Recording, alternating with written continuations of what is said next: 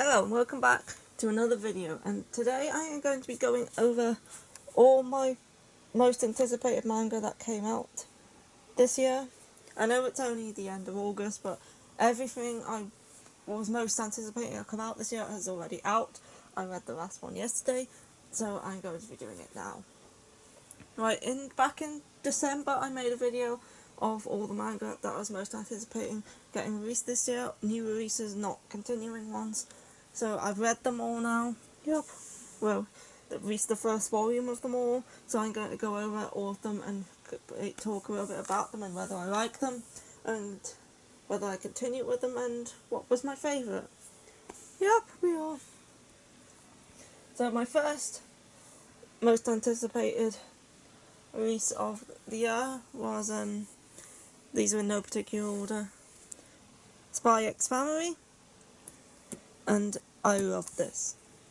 This is a shonen series, it's popular, you probably know it, about a spy called Twilight who has to go on a mission in order to get information from this guy, and in order to get to this guy he has to do it through his son who goes to this prestigious school. So the people he's working for ask him to adopt a child and get a wife so she can attend the school so she can get he can get to this guy through his son. And this is a comedy series and it is very good. I highly recommend this series, and the best part about it is definitely the little telepath girl. The father's a spy, mother's an assassin, the little girl's a telepath, so the father and the mother, they don't know each other's occupations, but obviously the little girl does because she can read their minds, but they don't know that she can. And some of the best moments in the series are from her. This is a very funny shonen series, and it is different to other shonens. Why is my camera so far zoomed in? I have no idea. Yeah, some of the best parts of this series I was saying is the little girl, he's the spy, he's trying to get her ready to attend this school by making her more cultured. So he takes her to these fancy restaurants, operas, art museums, but then there's him in the foreground talking about his mission, and there's her in the background pointing at a picture and going, "Look, Daddy, boobs!" And there's one point where she's getting an interview for the school and she's not allowed to let on that he's a spy, but she accidentally lets it slip, so she's like, "What's your dad do for a living?" And she's like, he's a spychiatrist. Oh, spychiatrist. This manga was very amusing, and I did enjoy this. There's only one volume out right now, but I'm damn well definitely continuing this. Yes. So that is a 1 for the enjoyed pile. Yeah, 1 for the enjoyed pile. Next up, I'm going to go with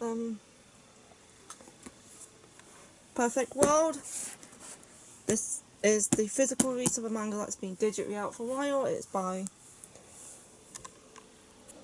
this person who I cannot pronounce the name of. This one was by Tatsuya Endo. And Perfect World, I enjoyed. I've got 2 volumes here, I have not read the second one yet, so I can only judge this based off volume 1, but as a volume 1, I really enjoyed this. It's about this woman and this guy. They knew each other in high school. She had a crush on him back then, but she never went out with him, and then years later they've met up. He is now in a wheelchair after being in an accident on his bike, and she still likes him, but he's trying to warn her off because he says it's not really a good idea to date me now the way I am, but she's still wants to do it, and it kind of covers the difficulties of being in a wheelchair and some of the problems he faces and what dating him would face and stuff. And it's a very, very good series so far. I've heard it gets very dramatic later on, but I'm fine with that. I've read some dramatic shit in my life, such as Stepping on Roses for one thing. Yep. Which I haven't actually finished physically yet. So yeah, I am enjoying this. It's very good. If you want to read a shoujo with a bit of a difference, give this one a turn. I enjoyed the characters and the art's also good. Like the cover art is good, you can see how nice it is. Now this was definitely a one for the enjoyed pile. Certainly liked it. Yep. Next up, I think I'm gonna go with Not Your Idol. Very, very good psychological shoujo about a girl who used to be an idol.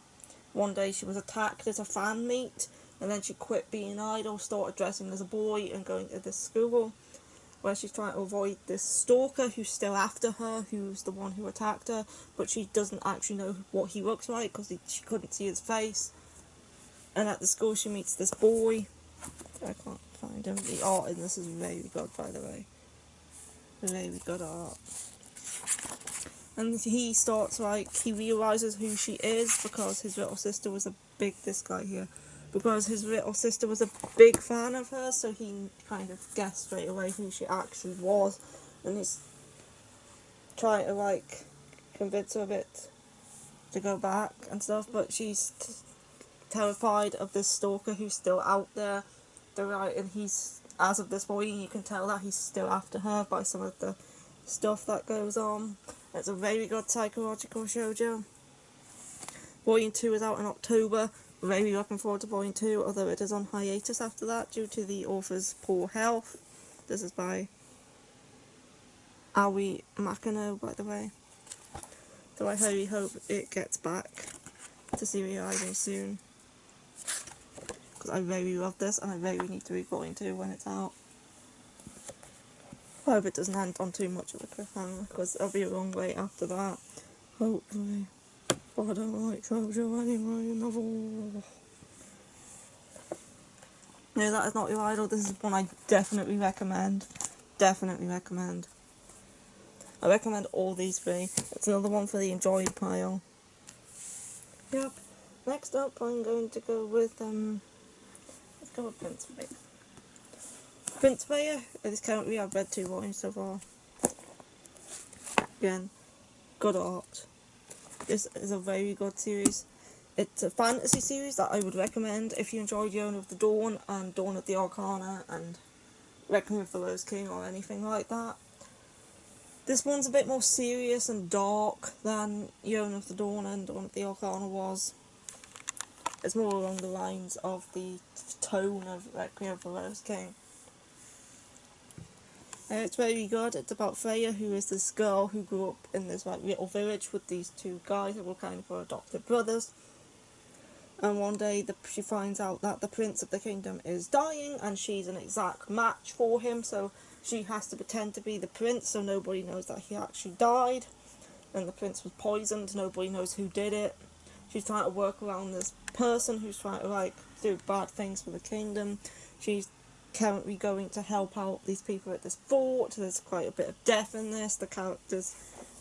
One character is decapitated in this first volume quite early on. And it's just a very enjoyable fantasy series that I'm definitely keen on continuing. If you enjoy shoujo fantasy, if you enjoy fantasy in general, if you enjoy Yona of the Dawn, give this a go. It's very good, I recommend it. And I've 2 volumes out so far, both of them great. Volume 3 I'm pretty sure is out pretty soon. I would put Yona above this still, but it's still a very good alternative. But so far no fantasy shoujo has beaten Yona. No. Why am I saying no? I don't bloody read it. Yeah, good art, good story, good characters. Especially Freya, she's a good main character. And I am putting this in the enjoyed pile. You are putting everything in the enjoyed pile, aren't you? Okay, let's go with this one next. Next up is the one I've actually read more than 2 volumes of. Surprising. Yes. This is Living Room Matsunaga-san, volumes 1, 2, 3. I really love this series. The characters in this are some of my favourite in, like, all the series that I was anticipating.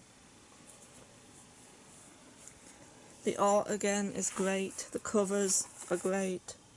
It's a boarding house series where this 16-year-old girl, her parents have gone abroad and she's still wants to stay in the country to attend school. Prince Vaya was by Keiko Ishihara, by the way. Keep forgetting. This one is by Keiko Iwashita.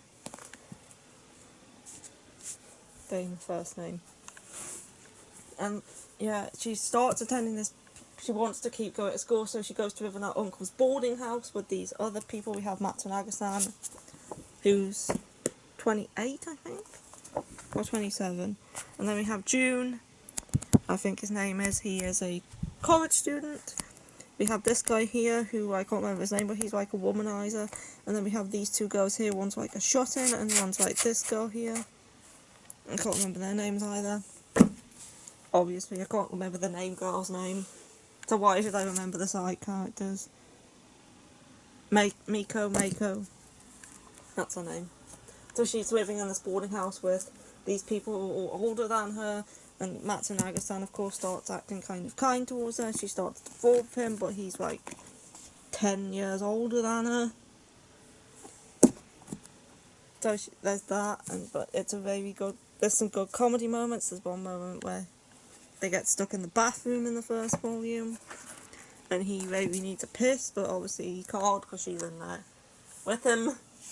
I like that moment. Not that I read it. Not that I read it. Yeah, and it's a very good, like, age gap shoujo, which I would recommend. 3 volumes out so far, very good. This is probably one of the favourites that came out.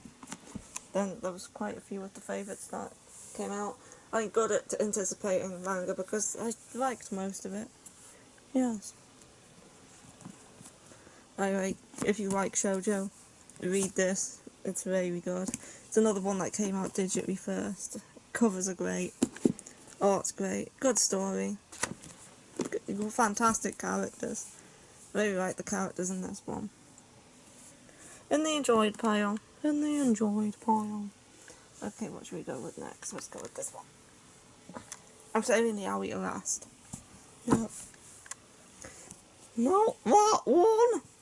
Love Me Not by Aosaki Taka, the same author as Our Hell Ride. So far, this is kind of on a par with Our Hell Ride. I'm really loving this. 3 volumes out so far. I haven't read Strobe Edge, so I can't compare it to that one, but we have these two girls. There's this girl here who is Yuna, and this girl here, Akari. And Yuna is saying goodbye to her best friend at the train station because she is moving away. And there she meets Akari, who asks her to borrow some money because she's also saying goodbye to her best friend who's going away.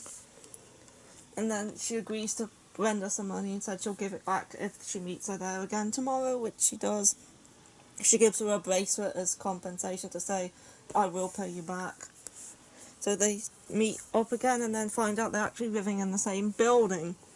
Anyway, they become quite good friends, and Yuna's on about this guy she saw in the convenience store who she fancied, and it turns out he is Rio, who is actually Akari's brother, and Akari warns her off of him because he's kind of a player, but she kind of still likes him anyway. And then there's this guy here, Inoue, who is Yuna's childhood friend. He doesn't have any feelings for her or anything, they're more like brother and sister, and he starts liking Akari, and Akari starts liking him, but then there's some complicated stuff that comes into it involving Rio and somebody else I won't mention who. Big spoiler for the end of this first volume. But it's very good, and it's getting a film too.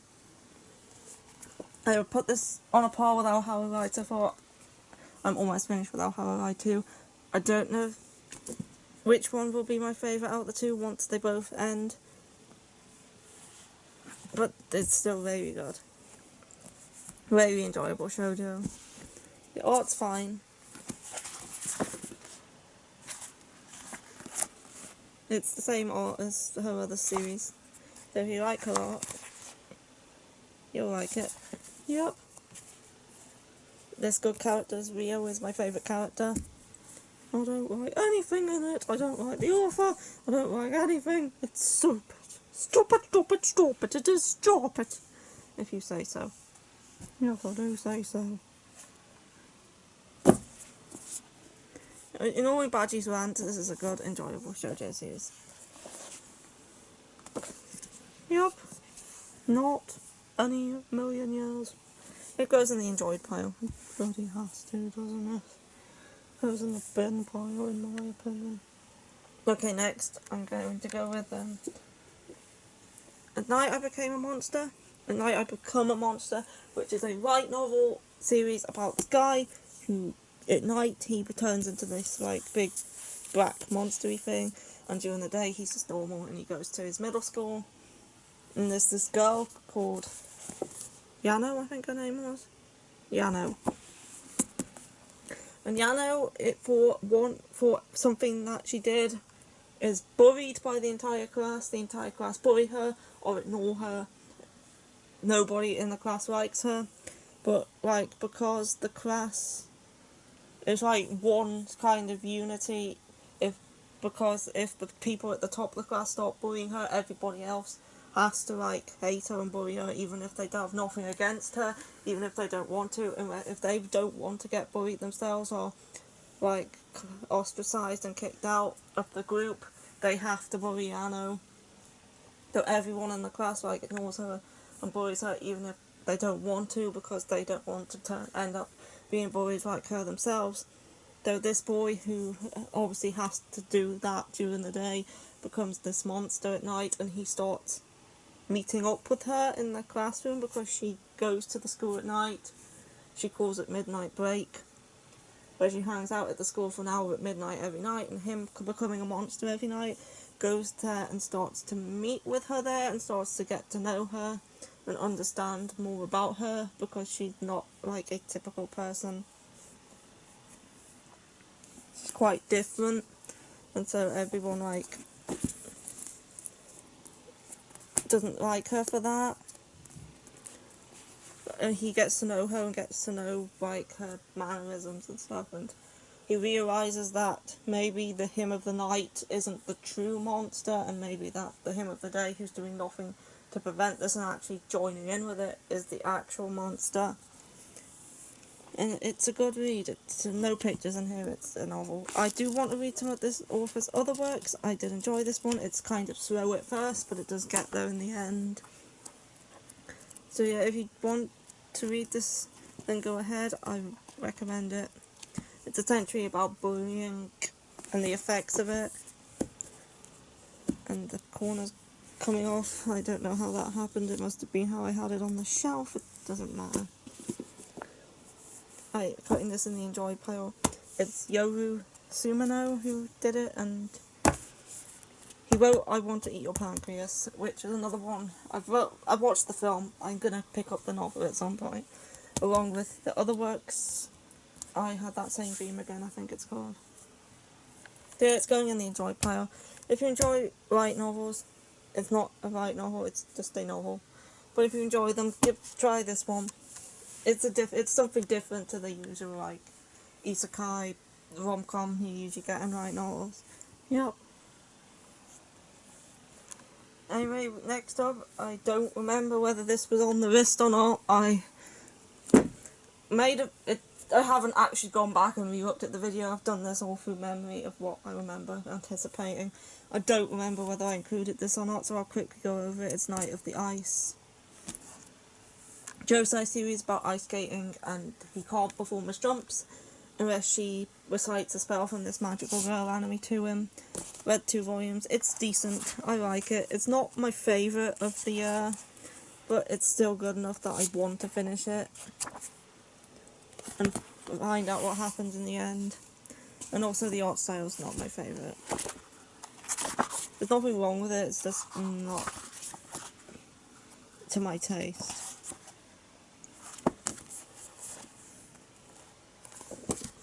So yeah, I'm just going to quickly go over this one, as I don't remember whether it was actually mentioned on that video or not. So yeah, I'll put it in the enjoyed pile. Although it's not my favourite, I enjoyed it. Still, it's Iori Ogara, by the way. She wrote Tramps Like Us. So yeah, just quickly going over that one, because it might not have actually been on the list. Yeah. Next up, I have one called My Dress Up Darling, and I bought this thinking it was going to be a shoujo series. It's actually a shonen series. I don't have anything against shonen series. I enjoy them. As long as they're not like your typical battle shonen, I don't tend to read those. But this turned out to be quite an ecchi series. It's about cosplaying and a girl who likes cosplaying, and she gets this boy who to like make her cosplays. I didn't like the personality of the main guy. The main girl was alright. She was fine. But the art's okay. But I'm not into like ecchi shonen stuff. So I'm not going to be continuing with this.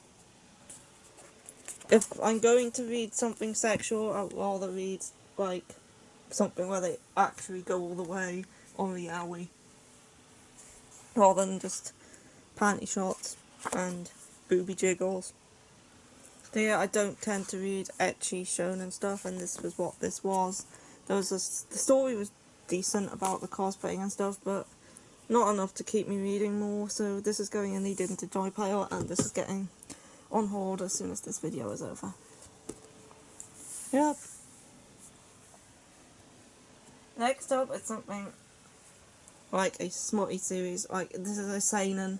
This has some ecchi to it, but this one, they actually go all the way. This has sex scenes in it. And this is good. Like, it's slightly ecchi, but it's more smut than ecchi, really. And I really enjoyed it. This is Sweat and Soap. The art style is fine. Like, the main guy is not the best looking, but it's fine. He has weird eyes. Anyway, this is a very good series about a girl who's sweaty and who works at a soap factory. She likes to use their products to cover up her smell. This guy here is the guy who made the soap. He and that she likes, and that he obviously likes her scent and starts smelling her. And I'm trying to remember what happened in this first volume because it's been a while. I did enjoy this. Yeah, he likes her scent. So the two of them, like, he starts smelling her every day, and the two of them eventually end up doing it and going out and becoming a couple. Haven't read volume 3 yet. Looking forward to reading it though. So yeah, this series is just about these two and their relationship, and it's good. It's not the most explicit sex scenes. It's nothing like the yaoi that I read, but that's fine. Not everything has to have explicit sex scenes. No. Anyway, yeah, very enjoyed Sweat and Soap. There's not much more I can talk about it because, yeah, it's good. I enjoyed it. You did. The main couple was nice too, I like them. Even if this guy does have weird eyes. It doesn't matter. Right, this is definitely going in the enjoyed pile, and this is definitely one of the more favoured of the, Yep. And I can't seem to put it in the pile. Next up is keep the camera away from the pile. A psychological josei series called Something's Wrong With Us, and I love this. This is good. Kind of messed up relationship, fine with me. I like messed up series. It's about a girl whose mother was murdered. No, it's not. It's about a girl whose mother got the blame for murdering this guy's father by him. he said she was in the room and that she's the culprit, but years later when she's older she gets a letter saying she was not the culprit, I'm innocent. So she decides, this is after she's died, she went to jail and she died in jail. She decides to go try and investigate what actually happened by going back, she makes sweets by the way, to go back to his place who also makes sweets, and by becoming an apprentice there she ends up agreeing to marry the guy in order to get close to him, in order to find out why he blamed the mother and what actually happened. You find out a bit about the family, and his mother is an absolute bitch, and I like the art, I like the psychological elements to it and the mystery elements. There's also some cooking stuff in here where they make the sweets. I love this. This might be my favourite of the year. Still looking forward to the next volume. I've read too. We're starting to find out a little more about him and his family and what's going on with the mother and the grandfather, but we still don't know anything about what actually happened to his father and who actually the culprit is. So I still need to find that out. It's very good. I would highly recommend this. It's great psychological mystery. The mystery elements are some of the best in parts of this series. I just need to know who actually killed the father. There's also this guy going around who's kind of helping her a bit, but I have no idea who he is either. Yeah, I love this series. I would recommend it to fans of psychological mysteries and joseis. I wouldn't really recommend it for the romance aspect, but I would recommend it for the psychological mystery aspect. And it's kind of messed up, so I like that. It's going in the enjoyed pile, which is just getting bigger and bigger and bigger. I say I've enjoyed most of these. Next up is just the one shot. I don't know how to give birth. I haven't actually hauled this yet, so sneak peek for my haul next week. I don't know how to give birth. It's a autobiographical manga about this woman and her journey from like conception to birth, and a bit about raising the baby as well. So it's a comedy about just pregnancy basically and how she doesn't know how to give birth. The art style is like comedic and like a bit chibi-ish. And as she goes through like the struggle she had conceiving, like she has to go for like IVF treatment in order to get pregnant, but she's not even sure if she actually wants a baby, but her husband does, but as she goes through it, gets pregnant, like the struggles of her pregnancy and how she doesn't know how she's actually going to get this watermelon out of her fanny. And she compares it to like getting something the size of a watermelon out your nostril. And stuff like that. She goes on, there's a chapter about finding the perfect underwear that doesn't dig into her bump. Yes, there's obviously the birth where she like decides she's going to bring forth her animal instincts to kind of, I keep forgetting to tell people who bloody wrote these. Natsumi Ando and Kintetsu Yamada.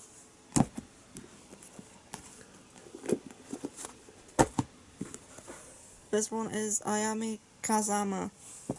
So forgetful when it comes to authors, apart from well-known ones that I read a lot of. But yeah, it's a good, funny series. I would recommend this if you like something like, or secretly I've been suffering about being sexist, or my lesbian experience with loneliness, stuff like that. I would recommend it for fans of those.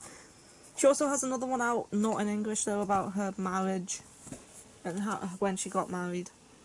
I hope they release that one in English too. There's a chapter about her nipples as well, where she's trying to harden up her nipples because they're too sensitive. So yeah, it's a funny manga that's maybe recommend. It's just this one volume too. It's going in the enjoyed pile.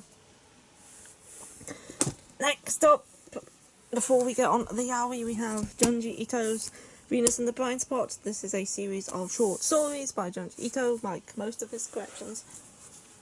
And I enjoyed this. My favourite short story in this was, as expected before I actually picked it up, The Human Chair. I was looking forward to that one. I've heard things about it. I enjoyed it.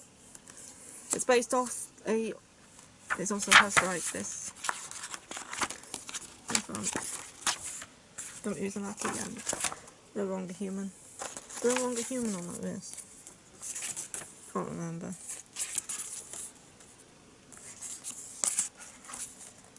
It has... Where's the...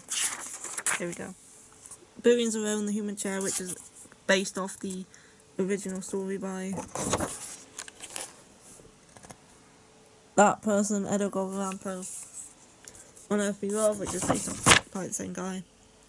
And Venus in the Blind Spot. The Licking Woman, which was weird. Master Umez and Me, which is about... It's like an autobiographical story about his involvement with Umez and how he grew up reading him and how he influenced his work. How Love Comes to Professor Kurada, which is the only short story in here that I did not enjoy. Yeah, The Enigma of Alligator Fault, which is a classic. I've read that one before.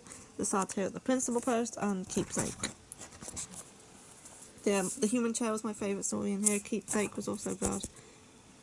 And so was The Unearthly Love. Venus in the Blind Spot was alright. The Licking Woman I liked. It was weird. I liked the autobiographical one. Obviously, The Enigma of Alligator Fault. This one's like only 4 pages long. Billions Alone was good. Yeah, it was just maybe this one that wasn't the best. Yeah, I enjoyed these. They were a bit less, like, Junji Ito specialises in, like, visual horror and horrific, like, imagery. This one was kind of a bit more light on that than his other works. So this one might be good for, like, beginners to get into Junji Ito. Because it's not the, like, most horrific out of all his works. As I say, my favourite in here was The Human Chair, and this is definitely good. I always enjoy Junji Ito's stuff. He's a good horror author. He like kind of does some comedic horror too. Would recommend Junji Ito for fans of horror and manga and good stuff. This also includes some more, like, some new colour pages, which like with The Enigma of Alligator Fault and stuff. Now has a few colour pages. So yeah, I enjoyed this. I would recommend this to fans of Junji Ito and just horror manga in general. I'm looking forward to his next year's releases. Now, that's it for most of the stuff. What's left is Yaoi. If you're not interested in that, you don't have to continue. But anyway, let's get on with it. My favourite part. Cherry Magic. 30 Years of Virginity Can Make You a Wizard. I picked this up for the title. That's the main reason I picked this up. This was a decent yaoi. It's nothing explicit as of yet, but there is a parental advisory on the front, so it might get there. I enjoyed this first volume, but usually I tend to be able to tell whether I'm going to enjoy a series by a first volume. But with this one, it's a bit short, and I did enjoy this first volume, but I think I really need to give it a couple more before I decide whether I really like it or not. But it is enjoyable. Just about a guy who gains the power to read minds when he turns 30 while still being a virgin. And he realises that his guy who works with him likes him. And yeah, it's him trying to kind of avoid him at this point. Because he doesn't know he can read minds and he doesn't know that he likes him. But yeah, it's like a good yaoi. I'd say I'm definitely continuing it, but I think I need to give it a bit more before I really decide how good I like it. Yep, I'll put it in the like pile. Yep. Next up, Secret XXX and its spin-off therapy game. I should really want volume 2 of this. I loved Secret XXX, I liked the couple in it, they were cute. I can't open these, because I really like the fact that these 2 volumes are completely uncensored. Yep. You can see everything, you can see the penis. Which is what you want from a yaoi, really. As well as a decent couple and story. Yep. So, really enjoyed Secret XXX. It was like, it's a yaoi. There's not that much story to it. It's like, he's allergic to rabbits, but he works in the pet shop, with this guy who he likes. They end up doing it. It's yaoi. Not much more to say. It was a good one. It's uncensored. I enjoyed it. I enjoyed this one more. Loved the couple in this one. I'm really looking forward to volume 2. Like, this guy gets drunk after his girlfriend dumps him. He takes him home. They do it. He doesn't remember when he wakes up because he's completely drunk. This guy's disappointed because he really enjoyed it. He tries to get revenge by making him fall for him, but ends up falling for him back. Typical yaoi storyline. Enjoyable one. Really love this. Can't wait for volume 2. Not much more to say. The art is good. I really like this author's art. This is Mega Hinata, by the way.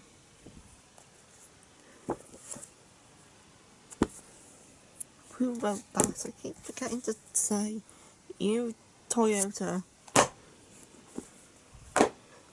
Do you really need the second one of this? It's the final one. It's so good. I can't show any of those pages. Yeah, out of the two of them, I like this one best. The art is good. The uncensoredness is good. The cover in this one is good too. Last up, I have Cast Heaven 1 and 2. This is a messed up series.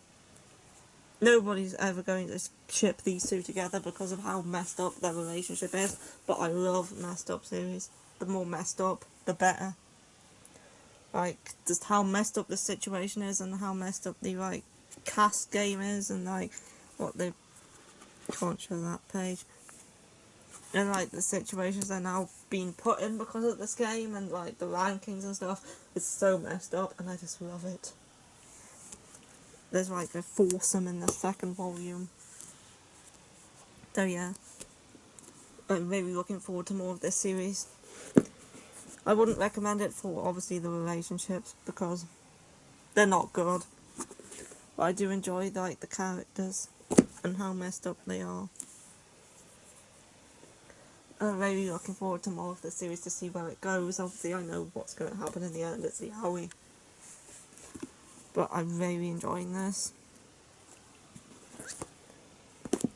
I would say this overtakes Bitch Club in terms of fucked upness.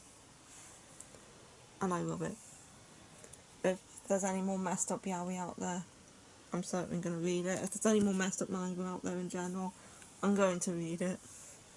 I'm thinking of maybe trying something by Inio Asano, because I've heard he does quite messed up stuff. And I haven't actually read any of his works yet. I was thinking maybe Souvenir or Go on the Shore, one of those. Yeah, I love yaoi and I love this one. It's my absolute favourite. So yeah, that's in the like pile. So overall, I did good with anticipating my most anticipated mangas of the year, because I liked all but one. That one's going. I shall not discuss it further. Did I say who wrote it?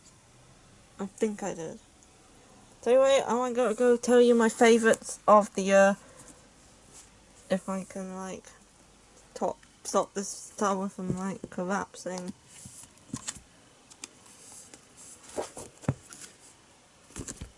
Before I don't do it. I need to put these on top. It's best way to collapse that way. Okay, my favourite yaoi was definitely Therapy Game. There is more yaois that have come out this year that I enjoyed more, such as Given, for example, but wasn't on the list, so it's not in this video.